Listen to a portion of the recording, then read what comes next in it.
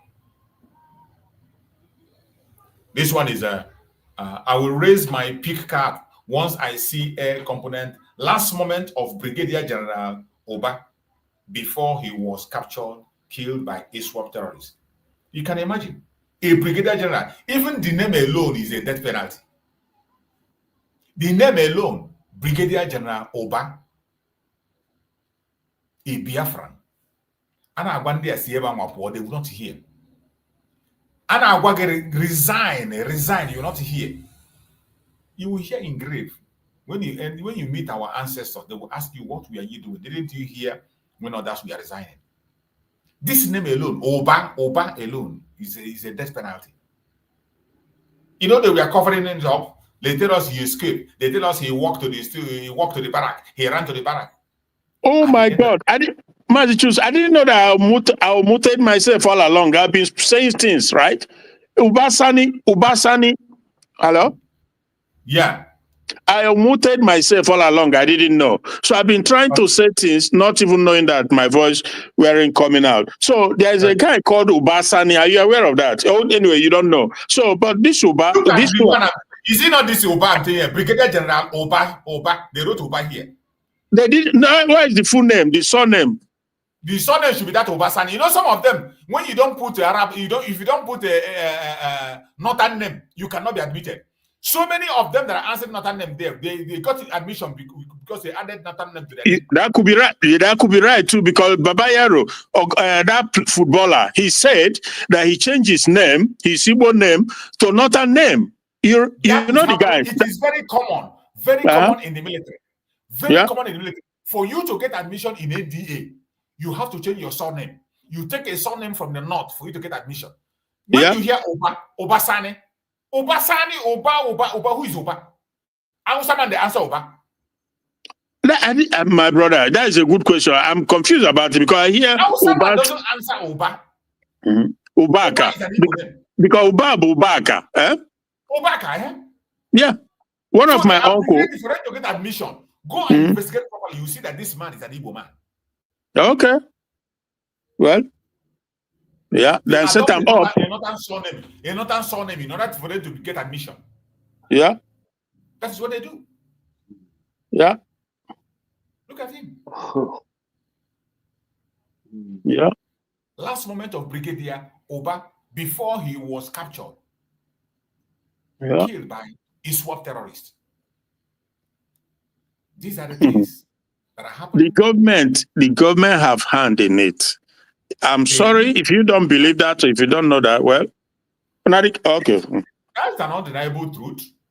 Anybody who doesn't believe, it's up to him. Everybody is entitled to believe whatever they want to believe. Whatever you want to believe, you are entitled to believe what you want to believe. That doesn't change the truth. It doesn't change the truth from what it is. Okay, look at this one. Look at these evil people.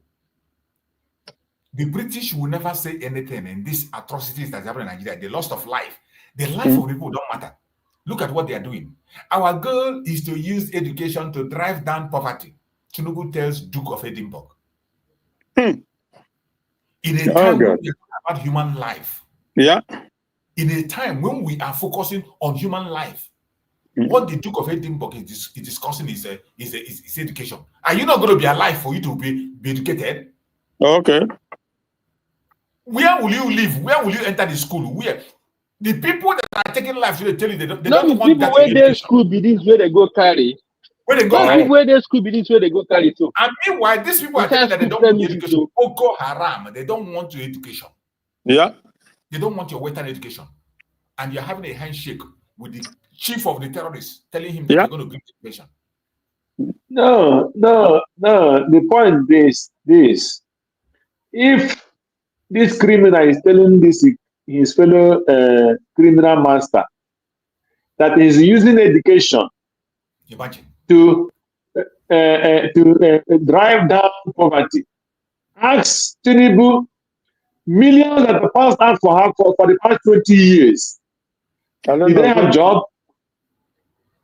How is he using education with free education or free books or free class chairs or whatever? So, how is he using education to drive down poverty in Nigeria? I don't know. That is the question. So let's not go to the northern side itself, even Boko Haram. The Tinubu give free education. The Tinubu gives repair class rules and all the building that children are suffering when rain is falling. They are under their roof. They don't have roof where they can even hold a lecture or listen to their teachers. So how is Tinubu using his position to drive down poverty with education? So that is the question. So the person is telling no, because he is a criminal like him. And maybe this is the person I'm talking, because I heard they're going to have one program in Nigeria this week. So, and then the Dumbonga, whatever he called himself, he's already in Nigeria. My brother, everybody that is half ear should listen. Continue praying for Nigeria to divide, because there is no other authority. This man is telling you that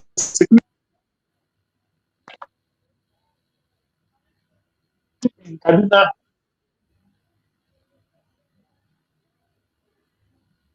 We lost you. We lost you. We lost you, my brother. We lost you. We can't hear you anymore, Greg. I think your network is having a problem. We can't hear you anymore. Look at. You cannot hear me now. Okay, go ahead. We can hear you now. We can hear you. Go ahead. Okay.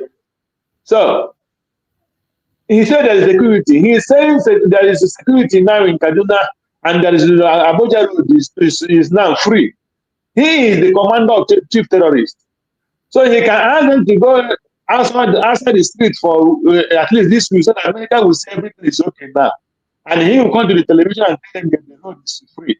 That is the game is playing. So when they try to play that the cheap trick, you will know where they're going.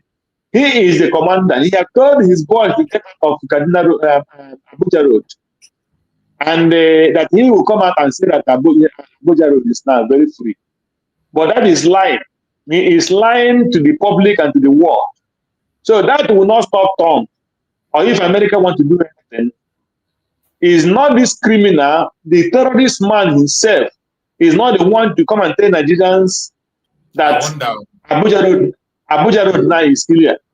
It's impossible. So when I busted into laugh when I remember what you said here, that the criminal Sheguste let Nigerians give Fulanis the bush to let give them the bush, Nigerian bushes to guide. I know, I remember I started laughing. Say, give them Nigerian bushes. That is, he's just telling you, that is, I don't know what is study. Give them Nigerian bushes to guide. The boldness of these people, the boldness of these people, they fear me. Their boldness is too much. It's too much.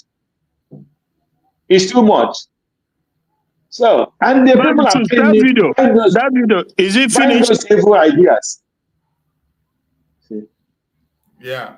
Malchus, that video, is it finished? Are buying those evil ideas. It's so sad. Yeah, the video is finished. The video have the other part of it. Still have the other part of it, but the discussion there is something else. Because I don't understand the interview. How do you interview a terrorist guy like Gumi, and you cannot ask him question and get demand for an answer? If you dodge this, fine, you will know that he doesn't want to answer it. But it's incredible, because I thought that question was very, very pointed, very pertinent. Are you in support of terrorism? I mean, Islamization of Nigeria? Or do you believe in it or not, whatever? He didn't say anything. But those are questions. So what can the journalists, all of them there, what can they take away now from this interview? Nothing. They got nothing from the interview. The guy just dodged the important question. So it's crazy. Unbelievable. We must continue. This one, a lawyer is asking Tinubu to enter nolli prosecute in Mazi Nnamdi Kanu case, end the trial in obedience to court order. That is all we are saying. End the trial. There's nothing to try. There is nothing to try. There's nothing to try. And I wish other people can be speaking up. I wish other people can be speaking up. Only that these people, Nigeria is evil, and people, the fear in people's mind is so much that people can no longer voice out. People are so scared that they cannot even speak their mind. People are so scared that they can't even speak their mind. They take everything they dish out to them. People are scared. The one that talk, once they threaten him, he will just run in under his cupboard and he will not speak again. Let's hear some part of that very lesson. Some of them are very, very, sometimes it's very annoying. Very annoying. And still occupy their land while they are in IDP camps. How do you make peace with them?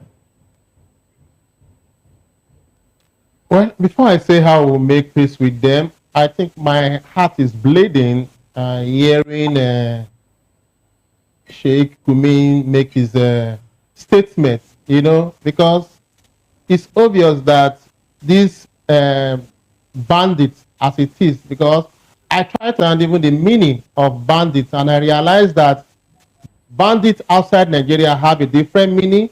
Bandits inside Nigeria also have a different meaning. In Nigeria, from the conversation so far, it's like criminal elements in their actions, as the case may be.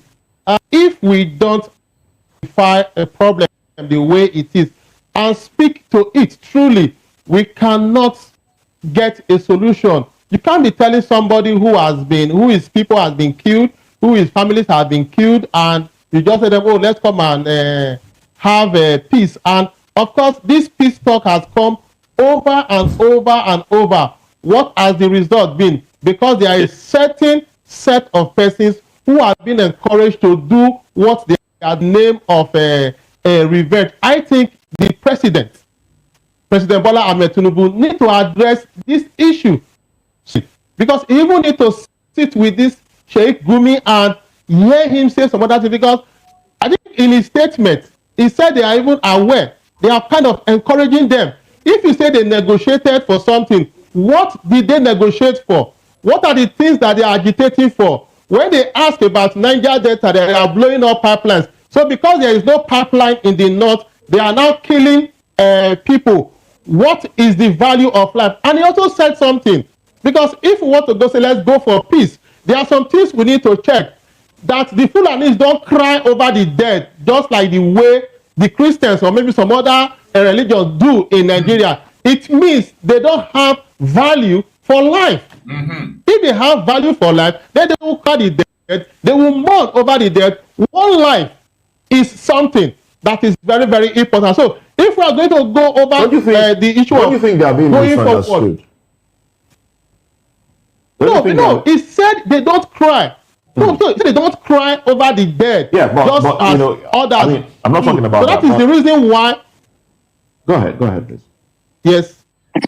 No, they don't cry over the dead just as the others do. He said he has a list of about 1,000 Muslims that have been killed. So if the activities of the bandits are destroying Muslims and Christians, and like, why can't we have a common front? Permit me to button at this point, because he also said something. He said, look, we don't understand the psychology of these people. That some of them, because we know that Muslims are being killed as well. Let's all agree that Nigerians are being killed by these individuals, these armed individuals. And he also said, look, that we don't understand their psychology. That some of the Muslims... Why are they not calling their name? These people have a name. They know whom they are. Even a governor have come online to say, I know whom they are. We know their families. We know their members. Why is Nigerian media shying away from calling their name? Why are they so scared? So scared of calling their name? Are killed because they feel that government supports those people. Government soldiers are there to protect those people. So because they don't have access directly to the soldiers, they attack the people. Is that a good way to fight your cause? And what cause would you say that is? It makes sense. If Christians, Muslims, and others are being killed, it means Nigerians are being killed. So those who have voice, they will need to come together as a common front. Let Christians come together, and let Christians and Muslims come together to condemn that act. But obviously mostly from time to time, you keep seeing some element of defense. If I offend you and you cannot fight me, why go over my helpless children? Why go destroy my property? Does it actually make sense? It does not. Okay. So listening to issues like and hearing issues like this, I believe that our president should stand up to the responsibility. Okay. If Trump or US said they are coming, they are not coming to kill Christians. They are not coming to kill Muslims. They said they are coming after these bandits. Okay. If you are a terrorist, if you know them, why not call them to order? All right. All right, Dr. Bright, I like the fact that you brought in the president once again. And talking about what the government has done or what the government intends to do, I hear Senate President Goodwill Akpabio say that, look, anytime I get information, you know, that people have been killed, I cry. Now, he's been shedding tears, you know. How much of these tears, you know, has brought succor, you know, to the families of people that were killed? Is it enough for the Senate President to tell Nigerians, look, anytime I hear that people have been killed, I shed tears, I cry? What more steps should he take beyond crying as number 3 person in the country? You see, tears sometimes does not translate to remorse. That's why you could have, when they say tears of joy. But the fact that tears are coming, that does not mean that this person is feeling the pains of some other persons. And of course, we've heard of crocodile tears. It is a position of authority. And I've said this thing over and over. There is no gainsay telling people or giving excuses. What Nigerians want is results. So he can as well, instead of crying in his Senate chamber, he can as well go meet the president and take action to say, let us put an end to this thing. He's somewhere in Abuja, surrounded by security. His people are being killed and kidnapped. Okay. The president said, make peace. Make peace with yourselves. Let's look at that, because we are wrapping up this conversation now. We need to talk. We need to find a solution. We need to find a solution. Okay, I do understand that there's another guest that we'll have to bring into this conversation. Talking about solving this problem, how do you think will be the best way? And then I'll go back to Sheikh Gumi to tell us, you know, his own take on that one. Sheikh, go ahead. If you want to make peace, for you to talk about peace, it means there is a crisis or there is conflict among two parties. You don't just tell them is enough as a way of peace. You must do a root cause analysis to understand what are the issues that are leading to this conflict, leading to this crisis. Address them. If there is, you need to give give blame. Then on that note, both parties would have been satisfied. Then you now say, going forward, this is how we should operate to avoid those issues that brought about those crises. But if you just come and tell the one that is crying, oh, stop crying, and without addressing the issue, it's like you're putting blanket on fire. The fire will still be burning. At a point in time, it will burn the blanket and it will consume every other thing. All right. Sheikh, thank you very much for staying back. Now, what sort of amnesty do you think should be given so we can have peace in Nigeria? What level? Because you say they don't have pipelines to blow up. They begin give them amnesty. They're killing people instead. What sort of amnesty can be given? I mean, we're talking peace now. Let's find a solution to the problem that has bedeviled us since 2009. Is that? Hello, Sheikh. Am I the one asked? Yes, please. Oh, I'm the one asked. Yes, please.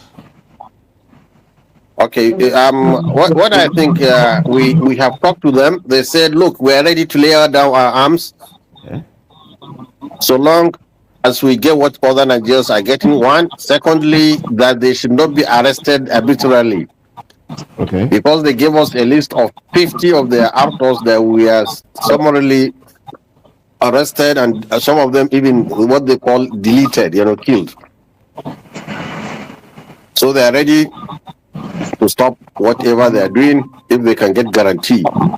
from government. Okay, and so that we have what is it that Nigerians are getting? Let me tell you one thing now. Katsina State locals have agreed now with them to sit down and broker peace. Yes, and people are farming now. It's interesting you talked about Katsina State because have you not heard of that story? Oh yes, I have actually. But in that same meeting, the Katsina State he's talking about, 20 villages have been taken over, and that peace deal has destroyed. Righteous. That peace deal is not working. This man is giving instances of fake information that doesn't make sense. He talked about Kaduna that was attacked yesterday. Now he's talking about Katsina. Katsina, as we speak, there are more attacks in Katsina, even yesterday. Righteous. This Gumi, you see all these men, this Okpo guy, when they tell him, say, yes, please. You see, Gumi, they laugh them. He's looking at them. He's laughing at them. He's looking at them all, and in his mind, he's referring to them as brainless, coward, idiots, and infidels. That is what that's what is in Gumi's head. So, and that's why he's giving them fake instances, fake things that doesn't exist, because he believed that they are a bunch of brainless coward, and that's what people in the country is. I'm sorry, but that it is what it is. This one, yes, please, Shegumi, yes, please. But because they are all scared, even to tell Gumi right in his face whom he is and what he does, they cannot say, because if they do, they may lose their job. That is how much grip the Fulani Caliphate, who the country was handed over to them by the British, that is how much power, the level of brazen and empowerment is incredible. Absolutely incredible. These people are gone. He talk about Zamfara, but it's happening everywhere. And he's telling them that broker peace. First of all, he said if they should give them what other Nigerians are getting. What is Nigerians getting? Brachus. I'm just wondering. I'm just thinking. And which people is he talking about?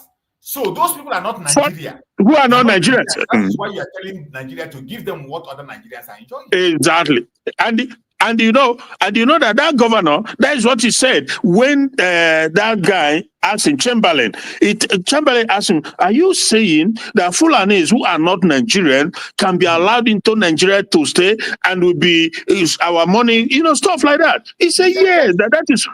He said that yes, that's what, and that's what Shugumi is selling this elephant, here, that if they allow the terrorists who are not Nigerians to get what other Nigerians are getting. You see how oh my God. Audio. It's sad. We heard that some of those that were seen carrying guns were actually the locals and not the bandits. And later we heard there was no peace deal. No, whoever said there is no peace deal, I think it's just so sad that a peace is coming and peace is coming back to our land. Oh. Wait, in order to debunk this nonsense, I think I have that video. Let me search for that video and play, because this man cannot continue to talk this rubbish here. Let me bring that video of how they destroyed that very nonsense that man is talking about peace deal, my food. I played the video yesterday. Let me see if I can find that video. I played it yesterday. Now, my brother, tell me which peace deal is somebody doing with somebody who is not a member of a family. Somebody come to your family, I must be a member of your family. If you don't give me the food you give your children, I will be killing you. And they call him for peace deal. So which kind of peace deal is that? It's just funny. It's just funny. These people are very funny. Very, very funny. Very, very funny. Let me see. I just hope I can find that video.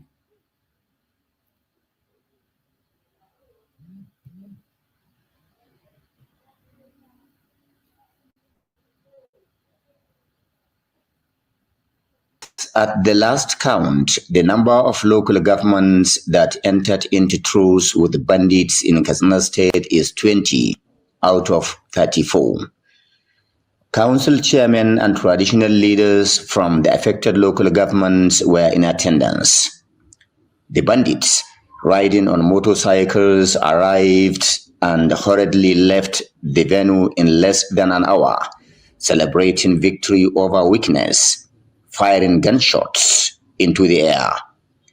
The bandits confidently and proudly rolled out all their demands to the attendees before taking response from the representatives of the affected LGAs.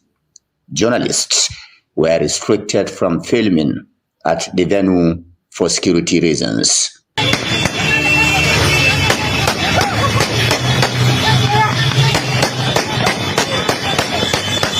Parts of the deal is the release of all captives in the hands of the hoodlums, while on the other hand, local authorities promised to facilitate the release of suspected terrorists under the custody of security agencies and correctional facilities across the state.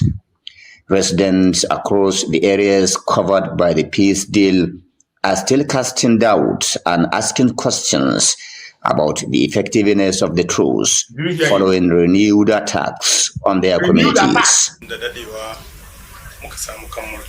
Should you hear? They have renewed the attack. This is the deal that idiot is talking about. Gumi, hear it from their own news or conventional news. Truce following renewed attacks on their communities. My only hope is for us to regain our freedom from these bandits. Let there be peace. Hundreds of people have lost their lives. Survivors have lost their livelihoods. Let us start a new life.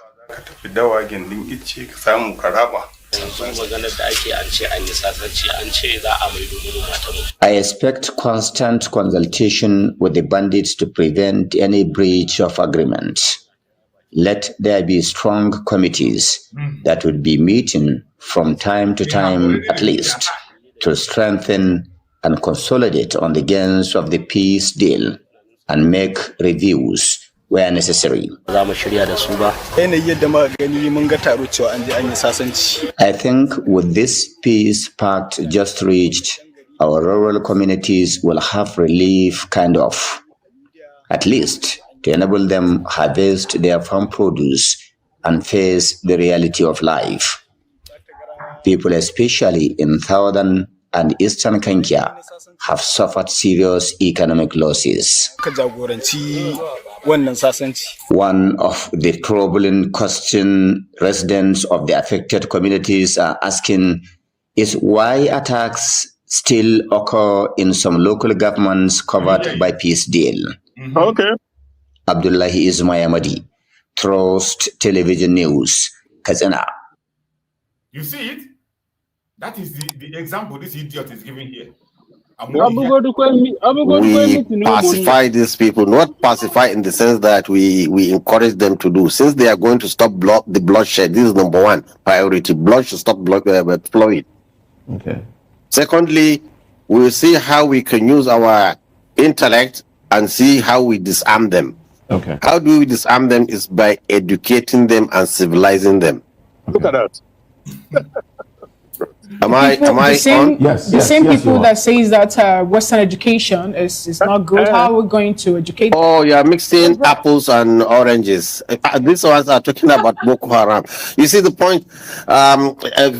Yes, I enjoy talking with all of you people because I really want you to understand. But I understand that you have very little knowledge of what's happening here in the north. Imagine. So I can understand your anger and your attack. No one is angry here. We're just trying to No. I can see anger and temper rising for no obvious reason. You see, we are the victims of this this mayhem. I lie.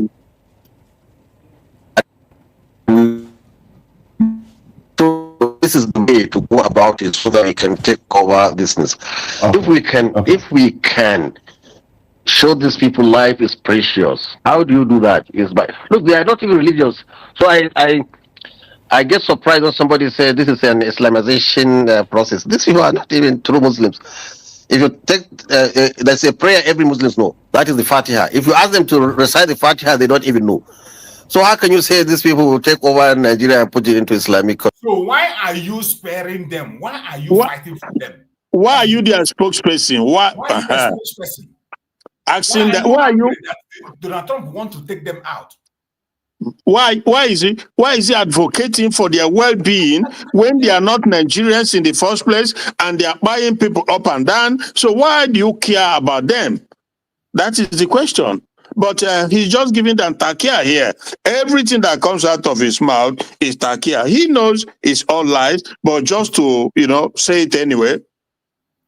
I'm tired of listening to these idiots. Yeah, it's tiring. It's truly tiring. There's no point. I no point listening to these idiots. Because every time you see him, he will never make sense. He's still saying the same thing. He's still saying the same thing. It's a big battle. It's a big battle. I think we have to end it here. I've been able to carry it fast. Yeah, because because you start very early, so I can understand. You started like 7 or 8, huh? Yeah, 7:30. I started 7:30. Wow, that is some of us were some people, but so bro, the thing is this, it's a big battle. People don't know what they're into. It's a big mess they are into because the gang ups, the conspiracy, there's a group of people in high places who are behind it. They want the Islamization. For them, it's like seal and sign. They are in the religion, they are in Christianity, they are pretending to be Christians, they are in political arena, they are in different areas. I saw a video from a guy in the US, who was saying that forget it, the Islamic Republic of Nigeria is a done deal. This is how he put it. An Arab guy, I don't know, he looks like all this, maybe a mixed race, whatever, but he looks Arab. He said that Islamic Republic of Nigeria is a done deal. He said that the Igbos, they want to put up a fight, but they can't even get it off the ground. That they've infiltrated. Oh my God. Anyway, my brother choose how. What do we go do? We must continue to do what we can. But one thing I also know without a doubt is that this is a big battle. It's not just a battle in Nigeria, it's a global battle, and God has never failed. It's not recorded anywhere where he has failed. So that is the optimism that I have. They will, because you are at fault. They are at fault. They want to come. It's not like we don't trouble them. We don't want to take their place or take their religion or force anything on them. No. On the other hand, they are the one trying to force us into what we are not. So there's no how they will not fail eventually. If we keep doing what we are doing, despite saboteurs amongst us, they're really, trust me, the saboteurs amongst us is no joke, eh? It's no joke. And they are succeeding in convincing huge number of people. But we'll leave that for another day. Thank you, my brother. Thank you so much. Thank you so much. We're going to be rounding up. Bro Greg, give us your closing remark. I got to run it out now. I'm going to run. It's time to escape. Bro Greg, are you there? Give us your closing remark. Yeah, Mazi.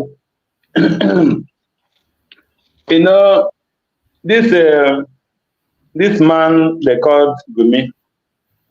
The man, for me, he's playing very high intelligence, Fulani intelligence against Nigerian brain.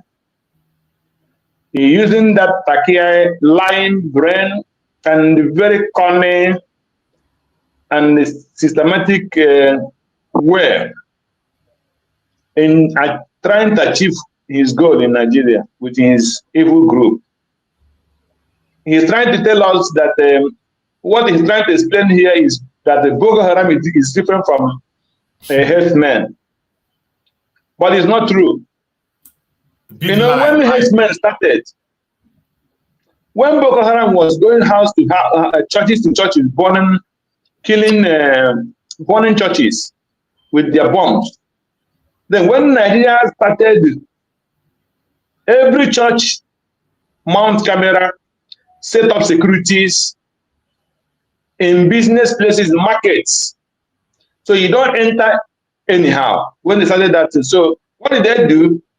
They go into this bush kidnapping and here and all this criminality against the masses. That was what they did. So they found out that the funding of the churches have started putting up cameras and security. So the only thing they can do is go into village and start adopting people and killing people in the villages and in the communities and farms. So that is what the another trick Boko Haram changed into. So, but this criminal is trying to come here to tell us that those people are not having the same ideology with Boko Haram. And for Nigerians for them to get what other Nigerians are getting, I, as a person grown up in Igbo land, primary school, secondary school, I did not get anything from the Nigerian government. I did not get medication from the Nigerian government. I did not get education from the Nigerian government.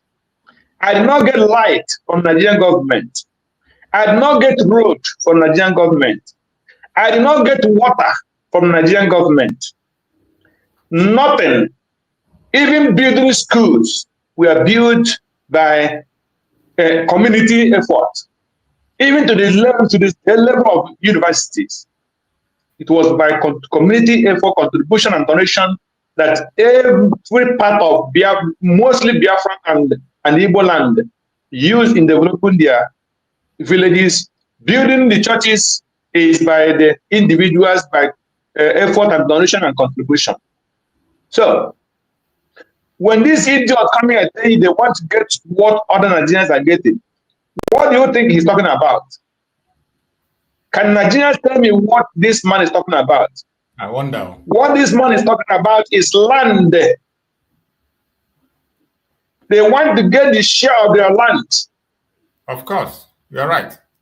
They want to get the share of your land, but they don't know how to pronounce that word. That is why he's telling you they want to get the other things other Nigerians are getting. Where they came from, did they not have land? Why can't they go back to their land and settle in their own land? Why must they come and drag land with the origins of Nigeria? That is what this man is telling you. They want to be getting what other Nigerians are getting. Tell me what other Nigerians are getting from Nigeria. Nothing. What are the Plateau people getting from? And did they have free education in Plateau? Not no. They have free water in Plateau? No. They get to have water in Plateau? No. What the Plateau have is only the ancestral land. And that's what this man is telling you. Surrender your ancestral land, just like the administration told the Nigerians. Surrender your ancestral land or you die. I don't know why that clip is supposed to, by now it's supposed to surface. When that man, I forgot, I should tell Nigerians, surrender your land or you die. So why not surrender your land to the Fulanis instead of dying? That was what he told Nigerians when they killed thousands, hundreds in Benue or in Plateau or Jos. So Gumi telling you when they are getting what other Nigerians are getting, he's talking about your land. He is talking about your land. Otherwise, tell me what other Nigerians are getting from the Nigerian government. Nothing. Just nothing. So, if any Nigerian who listens to this useless man that's supposed to be in jail, coming out to pretend as if he didn't know what he's doing, he knows 100% what he's doing. Definitely. He's on his agenda. So, but those who listen to him, I pity you. I will continue to thank Mazi Nnamdi Kanu and his man for raising up. If not by now, the land of Igbos would have more danger than what is happening and the Benue. For driving them out immediately after the COVID-19 2021. Driving them out of every part of the bush in Igbo land. Otherwise, by now, all these ones we are seeing would have just a chance play. Because their target was complete Biafra land. But Mazi Nnamdi Kanu is someone who stand up. And today, people are ganging up against them. But God will rise up and fight for Mazi Nnamdi Kanu and fight for Simon. That is my last word. Thank you, and God bless Biafra. Thank you so much, my brother. I appreciate you, and may Chukwu come and bless you too. Coach Hooks, give us your closing remark. Try and make it brief. Your closing remark, Coach Hooks. Coach Hooks, are you there? Are you there, Coach Hooks? I'm not sure he's there. Okay, I see my brother Maxwell. My brother Maxwell, you came when we are rounding up. So, bro Maxwell, take the mic and give us your submission. Try to make it as brief as you can. We are rounding up while you came in. Bro Max, are you there? Yeah. Yes, I'm here, Mazi Chicks. Can you hear me? Yeah, can hear you. Go ahead. Thank you so much. I'm so sorry that I came late, and there is no excuse that I'm going to give you apart from what I am, facing here. My network issue. I've been trying to get in, but there's not been giving me, any chance of doing that. But I'm so sorry. But before you go, I just want to say this. Thank you, sir. I just want to say, may God continue to bless every Biafran, wherever you are, whether you are against the United States of Biafra or not, as long as you are a Biafran, I say, may Chukwu Okike Abiama continue to bless you. And may Chukwu Okike Abiama continue to give you the reason, show you the reasons why you should support in any way that you can. My brother, let me tell you one thing. I do not know. I know that the United States of Biafra and the likes of you, etc., are doing great job to make sure that the land of our mothers is protected. But those at home, how prepared are they? Those Igbo one, Biafran one, Nigerians, how prepared are you? Go and see how the ISWAP women are planning and getting prepared. They know how to manipulate automatic assault rifles. They know how to strip. They know how to assemble. They know how to cock. They know how to aim. They know how to level. And they know how to release their shots. They know how to engage their targets. Do you know how to do that? If shoves turn to push, what are you going to do to protect yourself if the United States of Biafra armed forces are not there at the point to support you? What are you doing? Get prepared. These guys are not joking. Despite all the threats that Trump, Riley, Ted Cruz, and the rest of them are making, even Pope. And I will tell you today, I don't know how long I'm going to. I will tell you today that the reason why this particular Pope spoke the way he spoke recently is because he is an American Pope. Yes. He is an American Pope. That is the reason why, irrespective of how bad Americans are, they were the people that stood so strong to stop slavery. The enslavement of our people at that time, the black people, the African people, they were the one that stopped it. They are the one that are speaking right now, even when AU has come to defend the atrocities of the Nigerian government against the Christian and indigenous people. They are looking the other way where the lands, the people, the indigenous people are being erased. Ethnic cleansing. Ethnic cleansing. My brothers and sisters that are listening to me, go and look at the Yugoslavian history. Republic of Yugoslavia. The collapse of communist system made Bosnia Serbs, Muslim dominated, so aggressive against the Croats and the rest of the people. Croatia you speak today is about 80-90% Catholic. They were being spied anyhow through ethnic cleansing.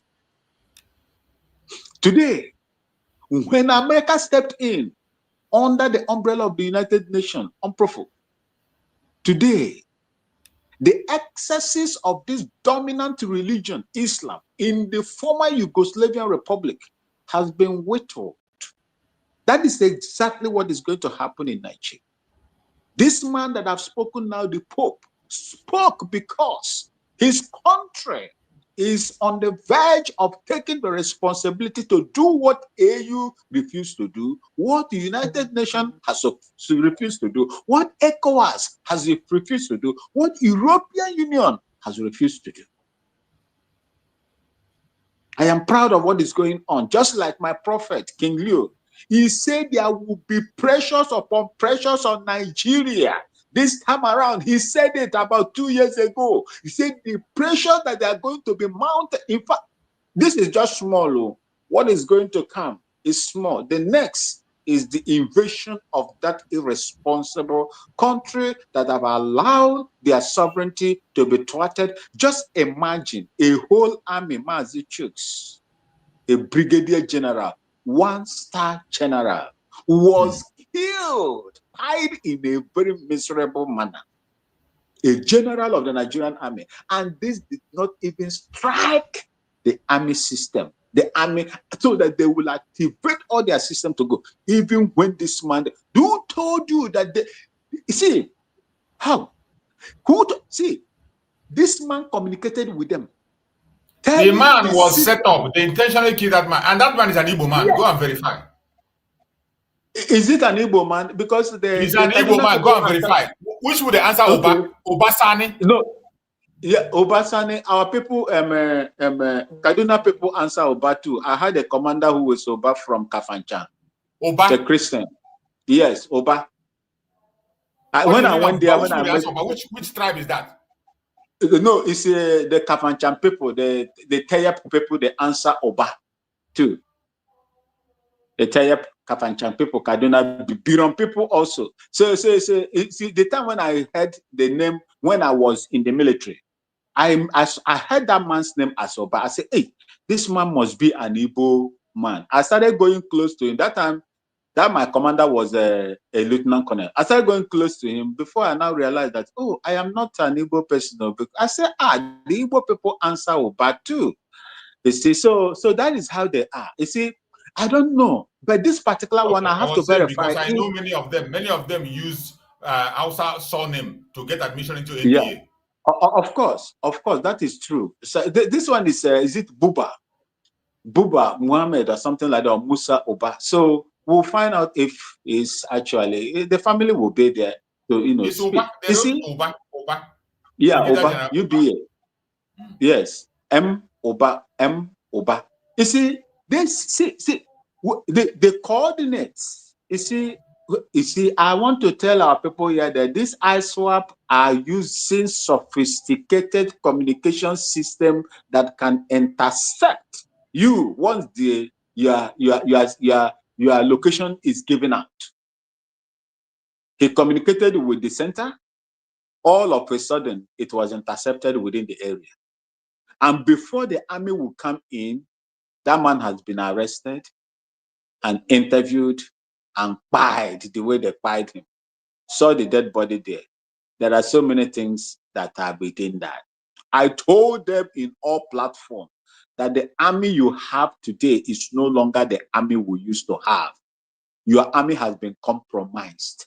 You have infiltrators into your system. You have them there. There is nothing. All your intelligence, there is no secrecy in your intelligence, spread. There is no secrecy anymore. Everything is there in the open. Nigerian Intelligence Security Agency is naked. As I'm talking to you, they are naked. So our people, those of you that still believe that you have a better Nigeria, you better think twice, because these guys are not joking. It can take them so many years to do what they want to do. As long as their evil task is accomplished, they have no problem. Thank you so much. May Chukwu Okike Abiyama continue to see us through and save us when the Nigerian government has made us impotent to defend ourselves and allow the terrorists the right to bear arms.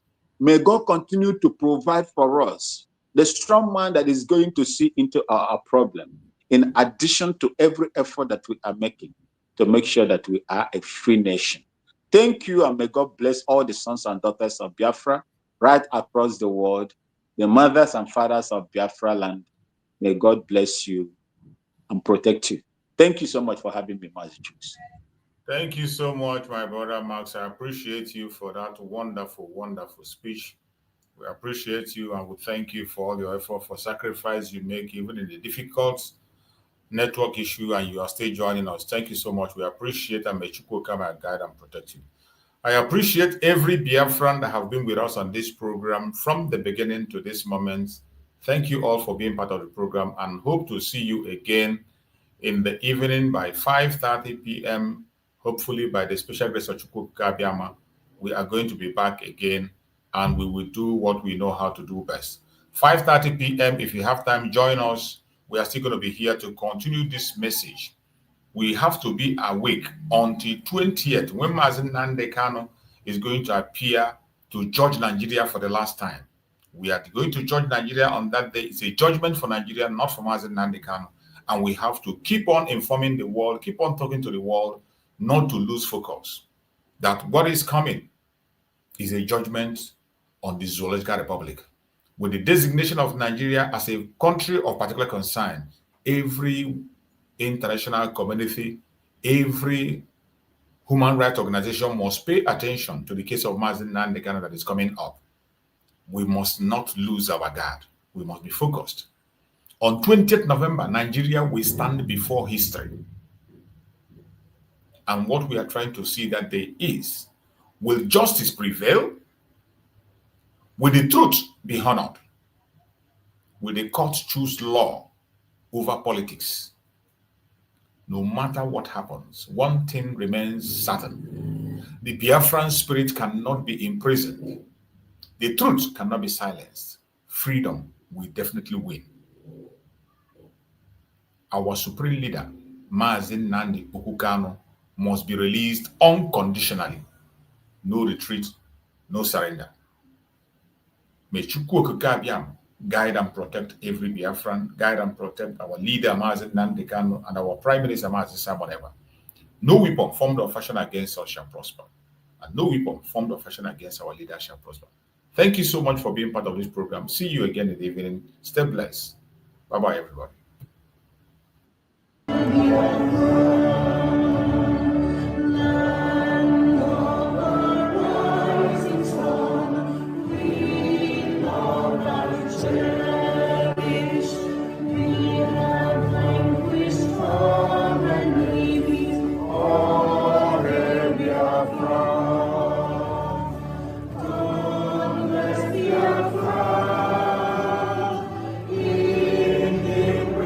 Trust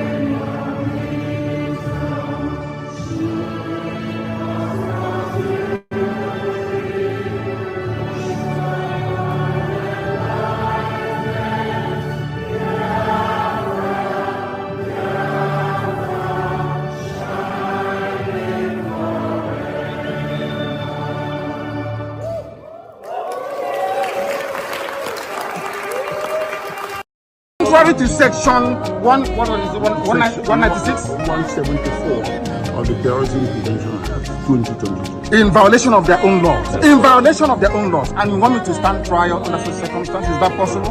Nnamdi Kanu to stand trial where these shenanigans are going on? It's not possible. Anybody standing in trial or coming to try me is a terrorist. That's what they are not saying. Not me. As simple as that. Section 2, subsection 3F of Terrorism Prevention and Prohibition Act. That's what it says. Any court considered to try me is committing an act of terrorism. Yes. Very clear. You cannot violate a treaty that Nigeria entered into and then come to try that very person who not done anywhere in the world. So you must be aware of that. So that is why there is all these ridiculous delays. That is what Supreme Court said. I did not jump bail. My home was invaded. They came to kill me and I survived. They came to Kenya to kidnap me, brought me back to this country and seeking to try me, which law says cannot happen. You cannot violate a treaty that they entered into and then hope to stand on that illegality to conduct a trial is not done anywhere in the world.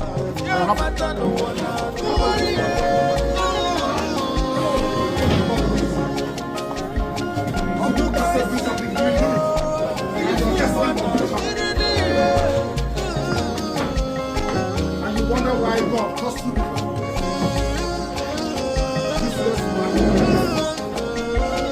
don't know what justice means. You have no idea what justice means. You don't know what justice means. Useless.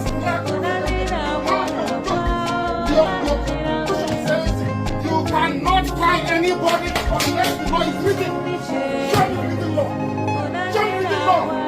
I want to talk to this. Show me the law. Don't try that. Don't try that. Don't try it.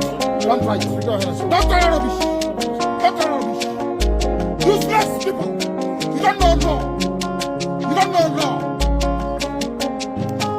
Your own constitution you don't respect. Supreme Court's judgment you don't respect. That's why we in the Why we in the court of law?